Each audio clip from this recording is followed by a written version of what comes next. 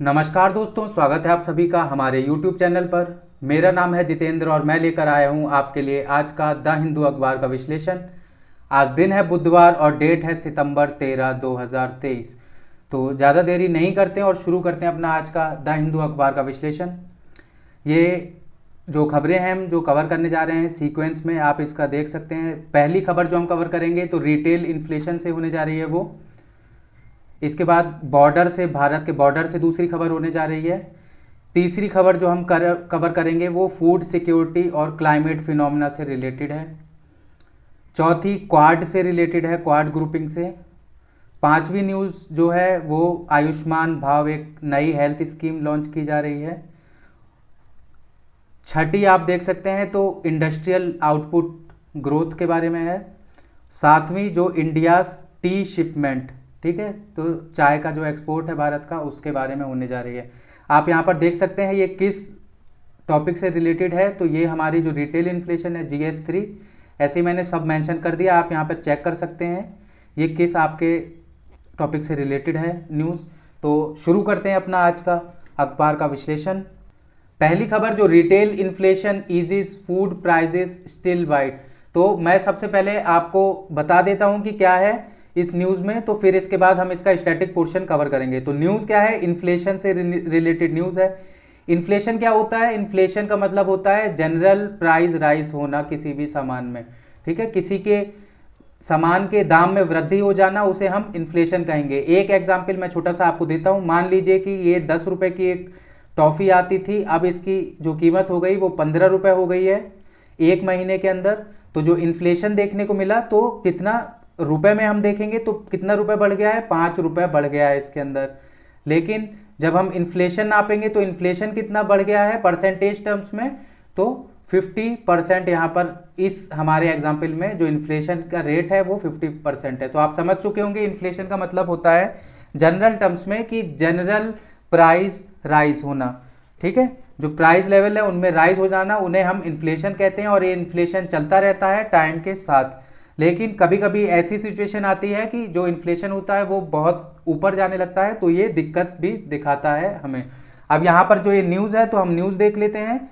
News में ये कह रहे हैं कि जो इन्फ्लेशन है भारत के अंदर, तो जुलाई में देखने को मिला था कि जुलाई के महीने में जो इन्फ्लेशन रेट था भारत के अंदर वो 7.44% था। लेकिन अब जब अगस्त का डाटा निकल के आया है तो इन्फ्लेशन जो देखने को मिला है वो हमें देखने को मिला है 6.83%, ठीक है। तो इन्फ्लेशन यहाँ पर हमें कम देखने को मिला है। ये रिटेल इन्फ्लेशन की बात हो रही है। अभी जब हम स्टैटिक कवर करेंगे तो हम रिटेल और होलसेल दोनों इन्फ्लेशन, जो दो टाइप के इन्फ्लेशन होते हैं, दोनों को समझेंगे। रिटेल इन्फ्लेशन आप अभी के लिए समझ लीजिए कि जो जैसे आप डायरेक्ट खरीदार हैं, किसी दुकान से सामान खरीदते हैं, तो आपका जो आपके दामों में जो वृद्धि होगी सामान के, उसे हम रिटेल इन्फ्लेशन कहेंगे। अब जब दुकानदार वो सामान खरीदेगा तो जहाँ से वो खरीदेगा बल्क में, तो उसे हम होलसेल इन्फ्लेशन कहेंगे। ये दो तरह के इन्फ्लेशन नापे जाते हैं भारत के अंदर। तो यहाँ पर रिटेल इन्फ्लेशन की बात हो रही है, आपको याद रखना है ये चीज़। अब क्या देखने को मिला कि जो रिटेल इन्फ्लेशन है वो कम हो गया है भारत के अंदर, 6.83% हो गया है। जुलाई के महीने में जब देखा गया था तो 7.44% था, और जब अगस्त का डाटा निकल के आया है तो 6.83% आया है। लेकिन इसके साथ देखने को ये मिला है कि जो खाद्य पदार्थ हैं, खाने का जो सामान है, उनके प्राइस अभी भी ऊपर हैं। तो मतलब हमें क्या पता चल रहा है कि फूड इन्फ्लेशन कम नहीं हुआ है भारत के अंदर, फूड इन्फ्लेशन अभी भी बरकरार है। बाकी सामानों को जो जोड़ा गया है, तो जब एवरेज निकाला गया है तो हमें कम दिख रहा है। लेकिन यहाँ पर देखने वाली चीज़ है कि फूड इन्फ्लेशन आज भी बना हुआ है भारत के अंदर हाई पर, ठीक है। अब हम स्टैटिक पोर्शन से अपना कवर कर लेते हैं।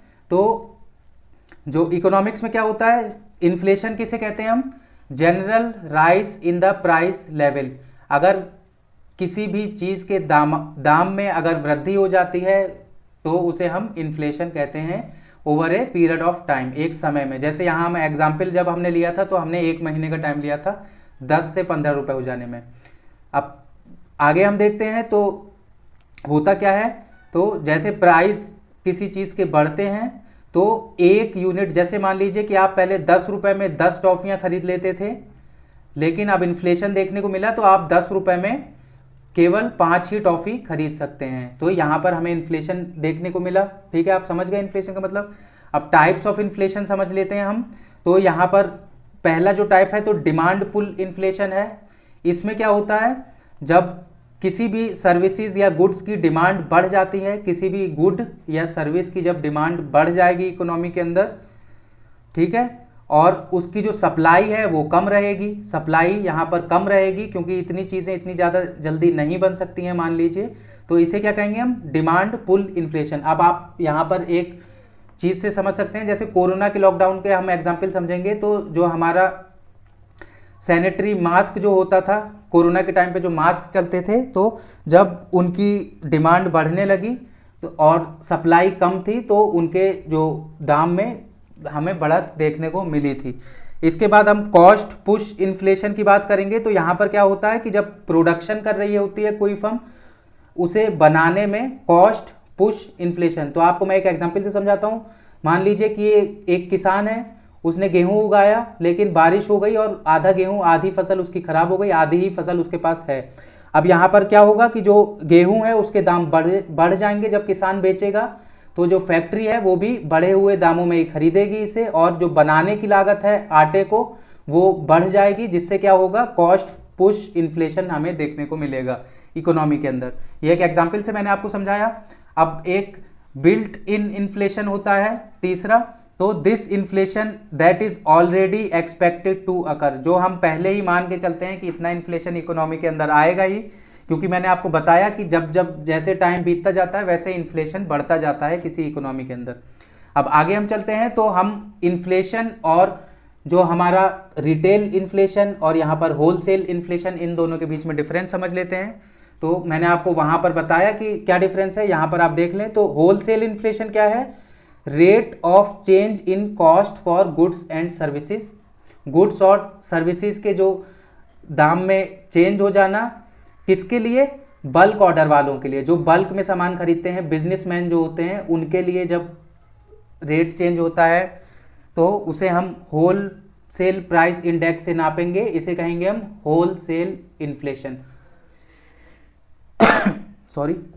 अब यहाँ पर जब रिटेल इन्फ्लेशन की बात होती है, तो रिटेल इन्फ्लेशन में क्या होगा, rate of changes in cost and good of and services. तो गुड्स और सर्विसेज का जो रेट है वो चेंज हो जाएगा, किसके लिए, कंज्यूमर के लिए, जो हम डायरेक्ट दुकान से जाके खरीदेंगे, तो ये कंज्यूमर की बात करता है रिटेल इन्फ्लेशन। और होलसेल इन्फ्लेशन, जैसा कि नाम ही कह रहा है, होल में सामान खरीदना, बहुत सारा सामान खरीदना, तो ये होलसेल की बात करता है।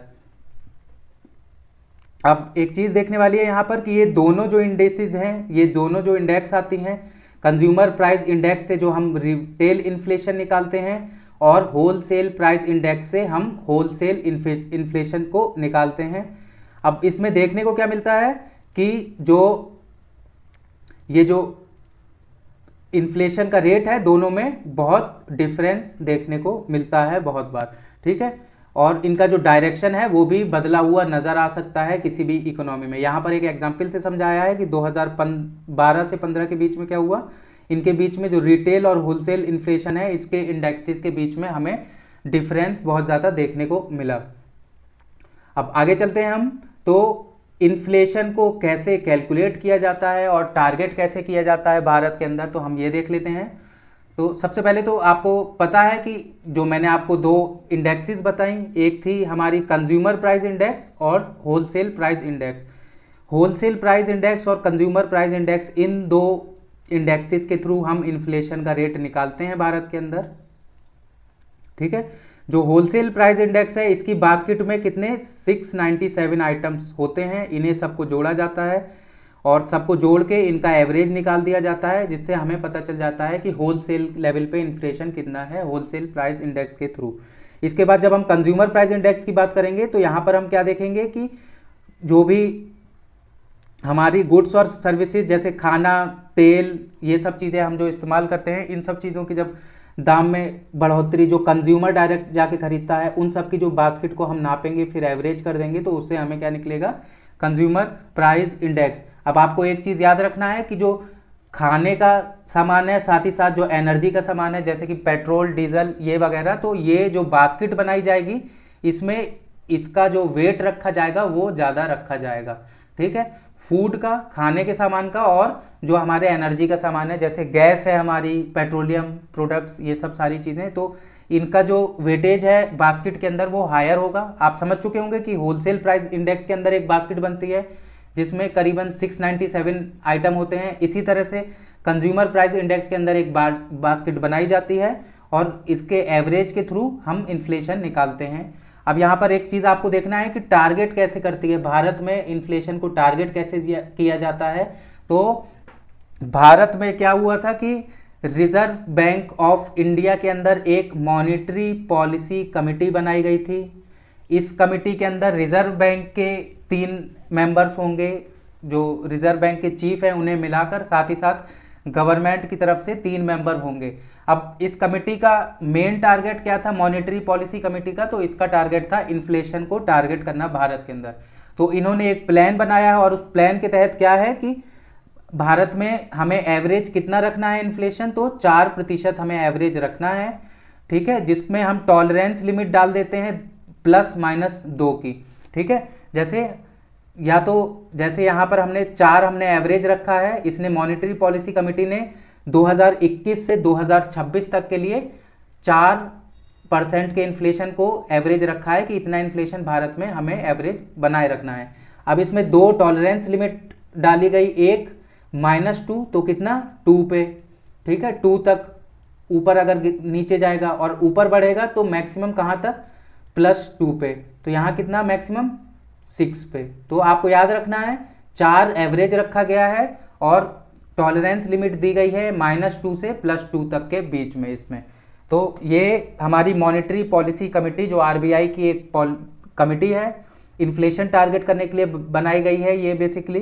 तो ये इसका टारगेट है। अब लेकिन देखने को क्या मिलता है रियलिटी में कि कोरोना के लॉकडाउन के बाद से जो इन्फ्लेशन रेट है वो 6% से बहुत ऊपर चलता है। अभी हमने यहाँ पर पीछे जब देखा है तो आप देख सकते हैं कि जो इन्फ्लेशन है भारत के अंदर वो 6.83 है, और आपने अभी पढ़ा कि जो टॉलरेंस लिमिट है इन्फ्लेशन की भारत के अंदर, कितनी टॉलरेंस लिमिट होनी चाहिए भारत के अंदर इन्फ्लेशन की, तो वो हमने पढ़ा है, अपर लिमिट क्या पढ़ी हमने कि 6% होनी चाहिए। यहाँ पर हमें दिख रहा है कि 6.83% है, तो आप समझ सकते हैं कि इन्फ्लेशन अभी भी हाई पर है, ठीक है, हमारी टॉलरेंस लिमिट से भी ऊपर चल रहा है। आगे हम चलते हैं तो हम एडिटोरियल सेक्शन पे पहुंचते हैं। एडिटोरियल सेक्शन से ये एडिटोरियल हम शुरू करते हैं। तो अगस्त में भारत के गृह मंत्री अमित शाह ने हरामी नाला, साथ ही बॉर्डर ऑब्जर्वेशन पोस्ट जो कि बॉर्डर सिक्योरिटी फोर्स की कच्छ के सर क्रीक एरिया में बीएसएफ की पोस्ट है, वहाँ पर दौरा किया, ठीक है। तो ये भारत के जो होम मिनिस्टर हैं वो सर क्रीक एरिया में एक जगह है जिसका नाम है हरामी नाला, ठीक है। तो ये हरामी नाला जो जगह है यहाँ पर इन्होंने दौरा किया।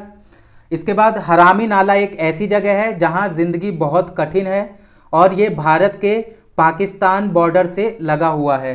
हरामी नाला क्रॉस बॉर्डर अवैध कारोबार, साथ ही घुसपैठ का एक बड़ा केंद्र है भारत के अंदर। तो आप समझ सकते हैं, यहाँ पर मैं आपको पहले मैप से दिखाता हूँ, ये आप देख सकते हैं अपने स्क्रीन्स पर।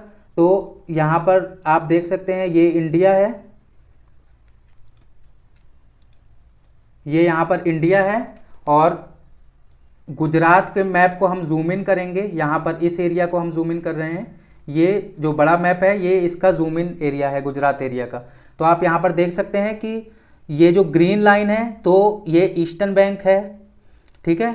तो इंडिया क्या चाहता है कि यहाँ पे इसका जो सेंटर है ये क्रीक लाइन है, तो ये इसके सेंटर से इंडिया चाहता है कि बॉर्डर रहे पाकिस्तान के साथ इंडिया का। ये आप सर क्रीक पॉइंट देख सकते हैं अपनी स्क्रीन पर, यहाँ पर इस तरफ पाकिस्तान है और इधर इंडिया है, ये बॉर्डर है। और यहाँ पर आप देख सकते हैं ये जो ब्लू डॉटेड लाइन से यहाँ पर रिप्रेजेंट है, तो ये इंडिया और पाकिस्तान की बाउंड्री है, बॉर्डर है। इसके बाद यहाँ पर आप देख सकते हैं बाउंड्रीज हैं, तो ऐसे ये बाउंड्री है इंडिया और पाकिस्तान के बॉर्डर के बीच में। तो यहीं पर एक जगह है सर क्रीक, ठीक है, सर क्रीक पॉइंट कहते हैं हम इसे। ये गुजरात के कच्छ एरिया में स्थित है, आपको याद रखना है, कच्छ एरिया है जो गुजरात का, वहाँ पर स्थित है। इसे मरुस्थली एकदम ये समझ लीजिए कि यहाँ पर जीवन जीना बहुत कठिन है, क्योंकि यहाँ पर सॉल्टी वाटर होता है। आप यहाँ देख सकते हैं अरेबियन सी है, इसका वाटर, इसकी टाइड से यहाँ की जो ज़मीन है वो बिल्कुल यहाँ पर नमक जम जाने के कारण ख़राब हो जाती है। मार्शेज हैं यहाँ पर, तो यहाँ पर जो बीएसएफ के लिए पहरा कर पाना भी बहुत मुश्किल है। उसी से लेकर ये एडिटोरियल लिखा गया है।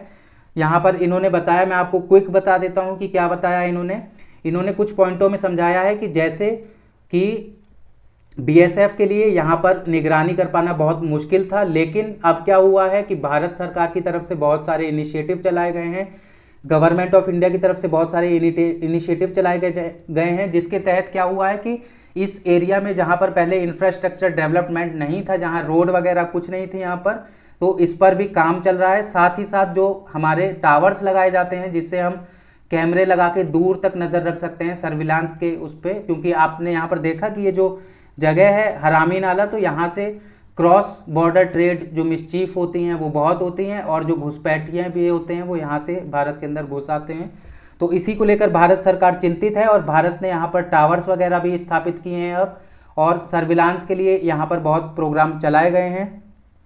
करीबन 361 करोड़ रुपए का पूरा इनिशिएटिव लगाकर यहाँ पर जो प्रोजेक्ट्स हैं बनाए जा रहे हैं। हम क्या बना रहे हैं, यहाँ पर हम सर्विलांस टावर बना रहे हैं। करीबन 3 टावर बन चुके हैं, जो मान लीजिए कि अब जब बन गया है तीसरा टावर, जिसका उद्घाटन करने होम मिनिस्टर अमित शाह पहुंचे थे, तो ये क्या कह रहे हैं कि इसके आ जाने के बाद से हम पूरा सर क्रीक पॉइंट पर आराम से नज़र रख सकते हैं, जो वहाँ पर घुसपैठ होती है उसे हम समझ सकते हैं। अब ये कहते हैं कि हरामी नाला जो है वो एक नेचुरल वाटर बॉडी है, और ये क्या है इसकी खासियत कि जब टाइड्स आते हैं तो ये पाकिस्तान की तरफ कम होती जाती है और भारत की तरफ इसकी जो एरिया है वो बढ़ता जाता है, आपको ये याद रखना है।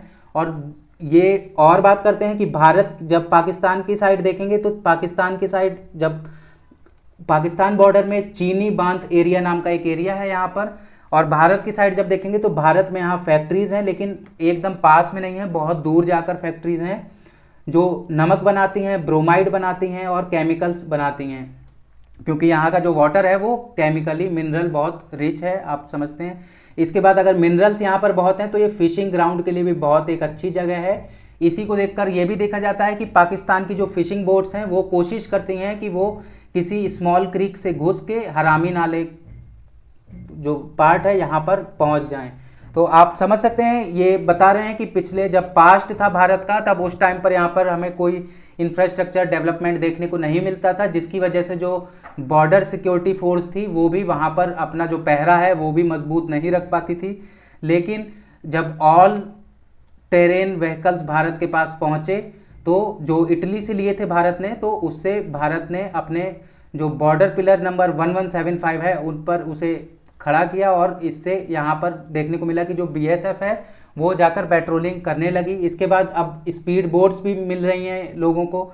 अब ये बात करते हैं जब 2014 के बाद क्या हुआ है कि जो रोड्स बनाने का काम शुरू हो गया है वहाँ पर, और टावर्स मैंने आपको बता दिए 3 टावर, ये मॉडर्न कंपोजिट जिन्हें कहेंगे हम, तो यहाँ बंकर्स वगैरह भी होते हैं। BOP 1175 2016 में बना था, BOP 1170 ये 2022 में बना था। BOP क्या होता है, बॉर्डर ऑब्जर्वेशन पोस्ट, आपको याद रखना है, बॉर्डर ऑब्जर्वेशन पोस्ट होता है BOP। अब ये बात करते हैं कि जो हमारे BSF के वहाँ पर कमांडोज हैं उन्हें क्रीक क्रोकोडाइल्स भी कहा जाता है। यही है बेसिकली। इससे आपको जो मैप से मैंने आपको बताया, तो आपको याद रखना है सर क्रीक पॉइंट जो है वो कहाँ पर है, वो कच्छ डिस्ट्रिक्ट में है, भारत की गुजरात स्टेट के अंदर। आगे ये हम जिस्ट से समझ लेते हैं। यहाँ पर क्लाइमेट फिनोमेना की बात हुई है यहाँ पर, तो ये एल नीनो की बात करता है, और सदर्न ऑक्सीलेशन क्या होता है, एल नीनो सदर्न ऑक्सीलेशन, ठीक है, जिसकी वजह से भारत के मॉनसून पर क्या प्रभाव पड़ रहा है, तो और खेती की जो फूड सिक्योरिटी है भारत के अंदर, खेती जो है तो खेती कैसे खराब हो रही है, तो हम समझ लेते हैं। तो शुरू करते हैं इसे। तो सबसे पहले बात करता है एल नीनो सदर्न ऑक्सीलेशन की, तो हमें समझना पड़ेगा एल नीनो सदर्न ऑक्सीलेशन आखिर होता क्या है। तो ये आप मैप में यहाँ देख सकते हैं, यहाँ मैप से मैं आपको समझाता हूँ। ये जो एरिया है जहाँ पर मैं मार्क कर रहा हूँ इसे हम साउथ अमेरिका कहते हैं, और यहाँ पर क्या होता है, ये जो बॉर्डर है, ये जो समुद्र जहाँ पर लगा हुआ है, तो इसे हम कहेंगे ईस्टर्न पैसिफिक ओशियन। याद रखिएगा, ईस्टर्न पैसिफिक ओशियन, ये पैसिफिक ओशियन है पूरा यहाँ पर। और ये क्या है, ये ईस्टर्न पैसिफिक ओशियन है।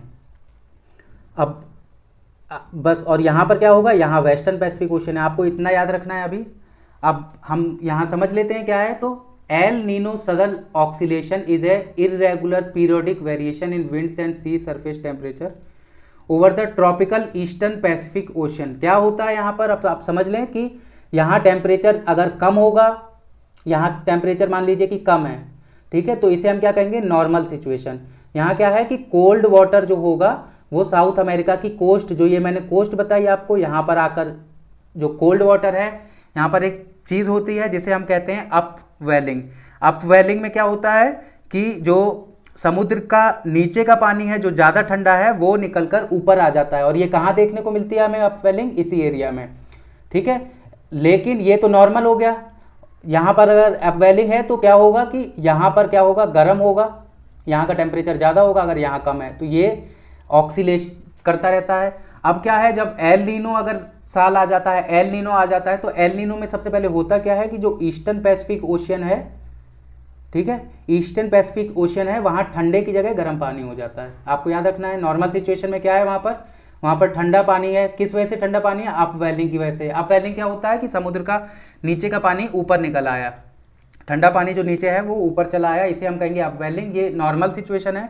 अब यहाँ एल नीनो जब आ जाता है तो एल नीनो में क्या होता है कि जो ईस्टर्न पैसिफिक ओशियन है, ये हमारा भाग, यहाँ पर टेम्परेचर जो है वो गर्म रहेगा, तो उसकी वजह से क्या होगा, यहाँ पर टेम्परेचर ठंडा हो जाएगा, जो वेस्टर्न पैसिफिक ओशियन है। अब आप यहाँ से समझ सकते हैं कि जो इसकी वजह से क्या होता है, भारत के मॉनसून पर बहुत फर्क पड़ता है। एल नीनो आप समझ चुके हैं। इसके बाद हम बात करते हैं तो एल नीनो क्या है, सिग्निफिकेंट क्या है भारत के मॉनसून के ऊपर, तो हम देख लेते हैं। तो warming in the tropical Pacific ocean because of El Nino weakens the south east trade winds, ठीक है। जो ट्रॉपिकल पैसिफिक ओशियन के ऊपर जो वार्मिंग हो जाती है उसकी वजह से क्या होता है, जो साउथ ईस्ट की ट्रेड विंग है, साउथ ईस्ट ट्रेड विंग कैसे बहेंगी, ऐसे बहेंगी इस डायरेक्शन में। तो साउथ ईस्ट की जो ट्रेड विंड्स हैं वो जो इंडिया के ऊपर आ रही हैं, जो मॉनसून लेकर आएंगी, ठीक है, ये क्या करेंगी, ये भारत के ऊपर आ रही हैं, लेकिन जब एल नीनो आ जाएगा तो एल नीनो क्या करेगा, इन विंड्स को वीक बना देगा, कमज़ोर बना देगा।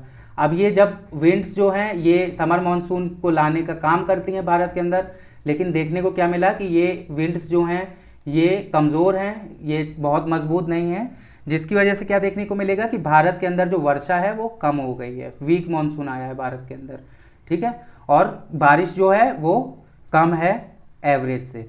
अब इसके बाद जब मैंने आपको बता दिया कि जब एल नीनो का इवेंट होगा तो बिलो एवरेज मॉनसून रेनफॉल रहेगी भारत के अंदर। आपको ये मेन चीज़ याद रखनी है कि अगर एल नीनो हो रहा है, एल नीनो की सिचुएशन है, तो जो मॉनसून रेनफॉल है भारत के अंदर वो बिलो एवरेज होगी, और इसका अगर अपोजिट ला नीना का इवेंट हो रहा है तो जो रेनफॉल है भारत के अंदर वो एवरेज से ज़्यादा होगी। आपको इतना याद रखना है।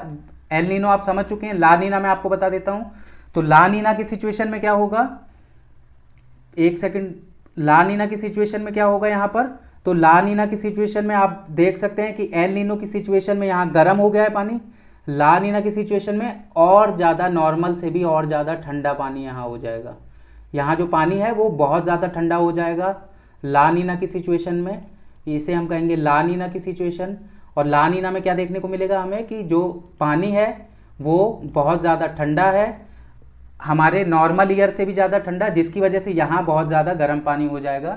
तो ये क्या करेगा, ये हमारे मॉनसून को फ़ायदा पहुँचाएगा, ज़्यादा मॉनसून होगा भारत के अंदर।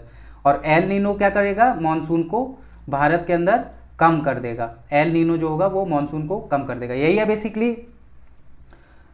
आगे हम चलते हैं तो आप इससे समझ सकते हैं, ये इसमें समझाया है टेक्स्ट एंड कंटेक्स्ट में कि इससे क्या होगा कि इससे जो फूड वगैरह है, फूड क्राइसिस जो भारत के अंदर अभी हमने पीछे पढ़ा, फूड का इन्फ्लेशन बढ़ा हुआ है भारत के अंदर, और इससे क्या होगा कि जो फूड की एवरेज जो मिल पाना लोगों को वो बहुत मुश्किल हो जाएगा अगर अनइवन रेनफॉल देखने को मिलती है भारत के अंदर। आगे हम चलते हैं तो ये क्वाड से न्यूज़ है। तो South Korea keen on joining Quad says envoy Chang Jae Bok. क्या है मैं आपको समझा देता हूँ। तो क्वाड क्या है बेसिकली, आपको पता है कि इस वक्त क्या है कि चाइना बहुत उग्र चल रहा है वर्ल्ड पॉलिटिक्स के अंदर। ये यहाँ पर आप देख सकते हैं, ये यहाँ पर चाइना है, ठीक है। तो चाइना क्या करता है, ये हमारा पैसिफिक रीजन है, जहाँ पर ये पॉइंटर आप समझ सकते हैं, ये पैसिफिक रीजन है, इंडो पैसिफिक रीजन हम इसे कहेंगे, ठीक है। ये पूरा यहाँ से इंडिया से मिला के ऑस्ट्रेलिया तक ये इंडो पैसिफिक रीजन है। तो चाइना क्या चाहता है कि इंडो पैसिफिक रीजन पर उसका दबदबा रहे। अब ये चीज़ें जो यूएस है, इंडिया है, ऑस्ट्रेलिया है और जापान है, ये समझ चुके हैं। तो इन्होंने मिलकर क्या किया कि एक ग्रुप बनाया जिसका नाम दिया क्वाड। कौन कौन शामिल है इस ग्रुप में, तो यूएसए, जापान, इंडिया और ऑस्ट्रेलिया, ये 4 मेंबर कंट्रीज हैं क्वाड ग्रुप की। तो न्यूज़ से क्या है कि साउथ कोरिया भी चाहता है कि वो क्वाड ग्रुप को ज्वाइन कर ले, ठीक है। तो अब हम समझ लेते हैं क्वाड ग्रुप का, थोड़ा देख लेते हैं। तो quad is an informal strategic forum that includes United states, Japan, India and Australia. मैंने आपको बता दिया कौन कौन इसके मेंबर हैं। फॉर्मेशन देखते हैं इसका। तो आइडिया कब आया, किससे आया, सबसे पहले तो farmer Japanese prime minister Shinzo Abe, इनका आइडिया था ये, ठीक है। इन्होंने 2007 में ऐसी बात की थी। अब लेकिन इसका बनना कब शुरू हुआ, तो 2004 के जब सुनामी का टाइम था भारत के अंदर, तो उस टाइम पर इसकी बातें ज़्यादा शुरू हो गई थी। आपको देखने को मिला था कि 2004 के टाइम पे इंडियन ओशन में सुनामी आई थी, उसके बाद से इस पर चर्चा होना ज़्यादा शुरू हो गया था। इसके बाद क्या है, इसका ऑब्जेक्टिव क्या है, तो इसका ऑब्जेक्टिव मैंने आपको बता दिया कि free and prosperous Indo Pacific region चाहिए इन्हें, कि जो चाइना है वो वहाँ पर पूरा कब्जा ना कर ले, यहाँ रूल बेस्ड ऑर्डर चले इंडो पैसिफिक रीजन में, ट्रेडिंग सिस्टम सही रहे और नेविगेशन की फ्रीडम मिल सके सबको। आप न्यूज़ में देख सकते हैं आजकल क्या आता है कि साउथ चाइना सी में जो चाइना है वो क्या करता है, जो साउथ चाइना सी के अराउंड कंट्रीज़ हैं, फिलीपींस वगैरह, उन्हें उनकी जो वेसल्स है उन्हें पास करने नहीं देता है और एग्रेशन दिखाता है। तो उन्हीं सबसे रिलेटेड ये यहाँ पर आप देख सकते हैं कि क्वाड कैसे हेल्पफुल हो सकता है, सिग्निफिकेंट। इसके बाद हम देखते हैं तो 2017 में ये जो रिसर्जेंस हुआ इस ग्रुप का, दोबारा इसकी चर्चा बहुत हाई हो गई। क्यों, क्योंकि जो चाइना के तरफ वर्ल्ड इन्फ्लुएंस था वो चेंज होने लगा। जो ट्रंप और बिडेन की दोनों की एडमिनिस्ट्रेशन है, वो दोनों जो इंडो पैसिफिक रीजन के वजह से क्वाड को बहुत महत्व देती हैं, क्योंकि उन्हें पता है कि जो क्वाड ग्रुप है वही जो चाइना है उसकी स्ट्रेटेजी को काउंटर कर सकता है। आगे हम देखते हैं पहली समिट के बारे में। तो जो क्वाड लीडर्स की पहली समिट हुई है, फॉर्मल समिट जिसे हम कहेंगे, आपको ये याद रखना है। तो क्वाड की लीडर्स की पहली फॉर्मल समिट 2021 में हुई है। इसके बाद मार्च में दोबारा हुई वर्चुअली, ठीक है। ये इन पर्सन हुई है 2021 में, और मार्च में वर्चुअली मतलब ऑनलाइन दोबारा इनकी समिट हुई है। क्या क्या इशू डिस्कस किए गए, तो Indo Pacific military takeover in Myanmar, Myanmar का भी यहाँ पर बात हुई। म्यांमार में जैसा कि आप जानते हैं कि वहाँ मिलिट्री ने जो डेमोक्रेटिक गवर्नमेंट है उसे टेक ओवर कर लिया है, तो उसके रिलेटेड बात भी यहाँ पर देखने को मिली। कोविड-19 पे, क्लाइमेट चेंज पे और टेक्नोलॉजी जो आ रही हैं नई, उन पे। वैक्सीन पर भी क्वाड की पार्टनरशिप देखने को मिली। चाइना पर डिस्कशन देखने को मिला। इसके बाद जो इंडिया का स्टैंड देख लेते हैं। तो India believes that quad is United bye it's democratic values and remain an important pillar of stability in the Indo Pacific region, ठीक है। तो क्वाड भारत चाहता है क्वाड का मेंबर बने रहना आगे तक। आगे हम चलते हैं।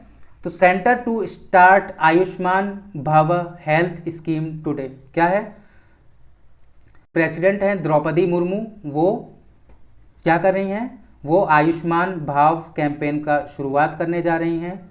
ये कैंपेन हेल्थ मिनिस्ट्री का कैंपेन है, और क्या इसका टारगेट है कि जो हेल्थ केयर सर्विस है वो हर गांव तक और जो टाउन है भारत के अंदर, कस्बे हैं, वहां तक पहुंचाया जा सके। मैंने आपको बता दिया किसने इनिशिएट किया इसे, हेल्थ मिनिस्ट्री ने। इसका ये हेल्थ मिनिस्ट्री का प्रोग्राम है और विलेज और टाउन की ये बात करता है। और इसके बाद एक चीज़ और देखने को मिलेगी, तो जो आयुष्मान आपके द्वार 3.0 प्रोग्राम की भी शुरुआत देखने को मिल सकती है। आपको पता होना चाहिए कि पीएमजे, आयुष्मान, ये सब क्या है, तो मैं आपको क्विक बता देता हूँ। पीएम जन आरोग्य योजना, इसकी फुल फॉर्म है प्रधानमंत्री जन आरोग्य योजना। इसे हम आयुष्मान भारत के अंदर देखते हैं। आयुष्मान भारत ये एक स्कीम है गवर्नमेंट ऑफ इंडिया की, जिसके तहत क्या है कि जो गरीब परिवार हैं भारत के अंदर, सोशियो इकोनॉमिक गरीब, जो सोशियो इकोनॉमिक कास्ट सेंसस 2011 के डाटा में जो गरीब बैठते हैं सोशियो इकोनॉमिक पर्सपेक्टिव पे, तो उन्हें 5 लाख रुपए तक का पर फैमिली हेल्थ इंश्योरेंस एक तरह से दिया जा रहा है सेकेंडरी और टर्टियरी इलाज के लिए। सेकेंडरी मतलब बड़े इलाज के लिए भी वो ये धन इस्तेमाल कर सकते हैं। आगे हम चलते हैं, तो जुलाई इंडस्ट्रियल आउटपुट राइजेस बाय 5.7%। ठीक है, अब क्या है कि जुलाई का जो डाटा निकल के आया है, तो यहाँ पर जब इंडस्ट्रियल ग्रोथ देखी गई है भारत के अंदर, तो उसका डाटा में पाया गया है कि भारत में जो इंडस्ट्रियल ग्रोथ है वो 5.7% है। ठीक है, से बढ़ गई है, और ये पिछले 5 महीने का सबसे हाई फिगर है जो हमें देखने को मिला है। ठीक है, यही है बेसिकली इसमें, ये इंडस्ट्रियल आउटपुट की बात करता है। लास्ट है हमारा India T shipments slid in January and June.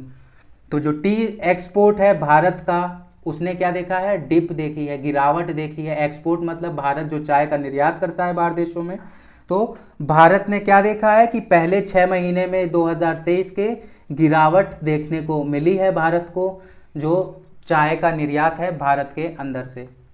तो आपको ये चीज़ याद रखनी है, जो हमारे एग्जाम पॉइंट ऑफ व्यू से इम्पॉर्टेंट है। तो आपको टी प्रोड्यूसिंग स्टेट्स भारत के अंदर पता होनी चाहिए कि कौन कौन सी स्टेट के अंदर भारत की टी उगाई जाती है, चाय उगाई जाती है, और साथ ही जो चाय का पौधा है इसे पनपने के लिए, इसे पैदा होने के लिए कैसी कंडीशंस, कैसी सॉइल और कैसा पानी मॉइस्चर चाहिए होता है, किस सिचुएशन में ये अच्छे से ग्रो कर सकती है। आपको ये चीज़ अभी जाके कवर करनी चाहिए। टी के बारे में आपको पूरा पढ़ना है, इसका कितना पानी चाहिए इसे उगाने के लिए, कौन से एरिया में ये उगाई जा सकती है, और क्या क्या महीने में ये उगाई जा सकती है, कितना लंबा इसका उगने का टाइम होता है। तो आपको ये सब पता होना चाहिए, क्योंकि MCQs में डायरेक्टली जो प्रीवियस ईयर क्वेश्चन है वहाँ पर टी बोर्ड ऑफ इंडिया के बारे में, कॉफ़ी बोर्ड ऑफ इंडिया के बारे में पूछा जा चुका है। आज के न्यूज़पेपर से बस इतना ही। कैसा लगा हमारा आज का आपको न्यूज़पेपर का एनालिसिस, हमें कमेंट सेक्शन में बताइए। आज के लिए धन्यवाद।